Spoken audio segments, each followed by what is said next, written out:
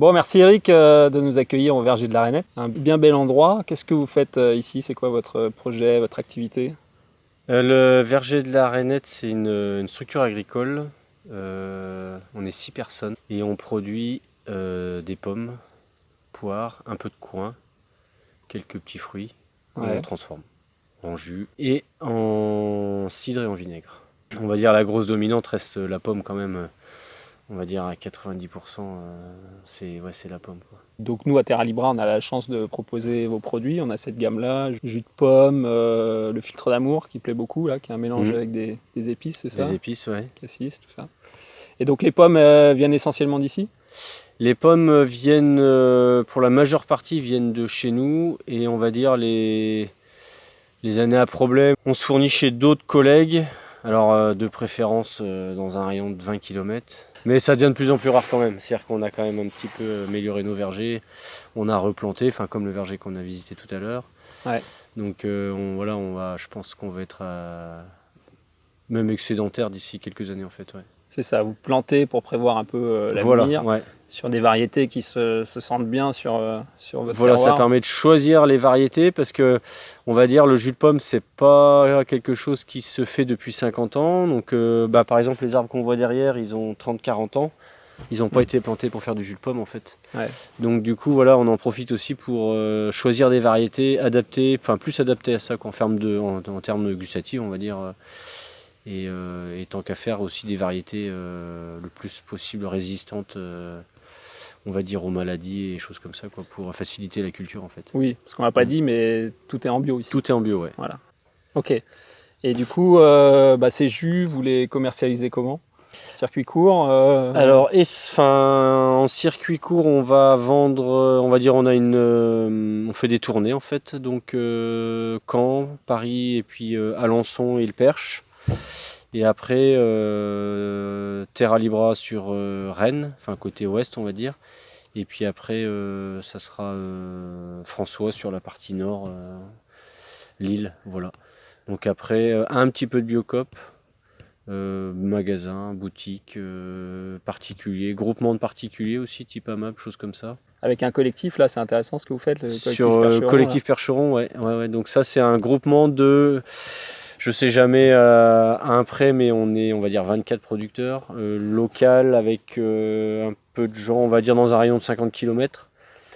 Donc ça va de la production de viande en passant par les légumes, les fruits, les produits secs, les farines. Et du coup, on commercialise sur des groupements de particuliers. Sur région parisienne essentiellement. Et puis nous, ça nous permet en tant que producteurs de mutualiser les moyens de transport en fait. Ici, on est sur une unité agricole avec une transformation plutôt artisanale.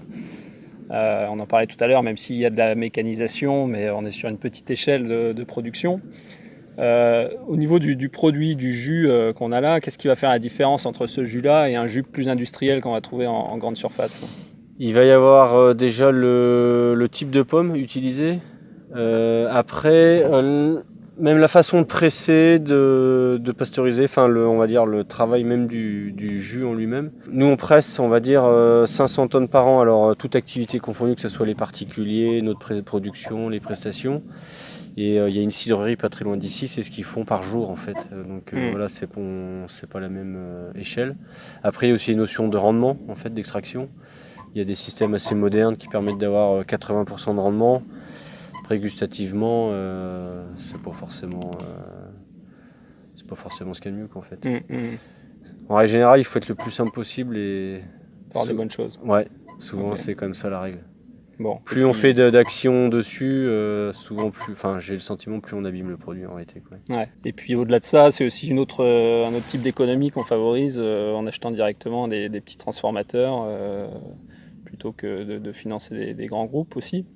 Ah bah oui, forcément, ouais. C'est-à-dire que l'impact, je dirais local, en termes d'économie, de choses comme ça, c'est pas le même, quoi. Et, Je suis pas sûr qu'on aimerait vivre dans un monde où il n'y a que des énormes industries. Donc, et puis à la fois, c'est la diversité. C'est-à-dire que plus il y a d'opérateurs, meilleure est la diversité, quoi. C'est ça. Et puis en Bretagne, autant boire un jus de pomme de Bretagne.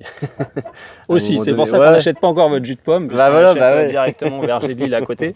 Mais vous avez des spécificités. Nous, ce qu'on aime beaucoup, c'est aussi le conditionnement que vous avez en 5 litres, là, en bib. Ouais, vous êtes ça c'est peu pas à mal. le faire, hein, c'est très pratique, ça convient bien. On est aussi dans l'ère du gros conditionnement, du vrac, on va dire.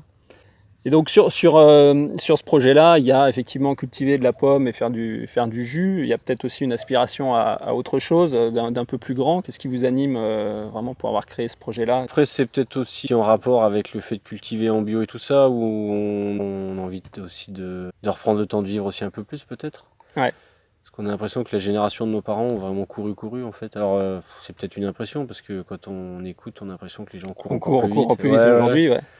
Mais justement, si on peut faire un pas de côté. Après, ouais, c'est aussi ça, ouais. Puis c'est quelque part, je pense que c'est loin d'être parfait, mais on en a au moins conscience et on essaye d'améliorer le système, quoi, même en termes de qualité de vie. Dans des systèmes comme ça, l'argent, c'est quand même loin d'être le premier moteur. Après, bon, il faut forcément de quoi vivre et c'est normal, mais le moteur, c'est le. Ouais, c'est aussi le bien-être de tout le monde, quoi. Ouais, voilà, de se dire on a le sentiment de faire un chouette produit et puis de le faire dans de bonnes conditions aussi, quoi. Que ça soit personnel, que ça soit.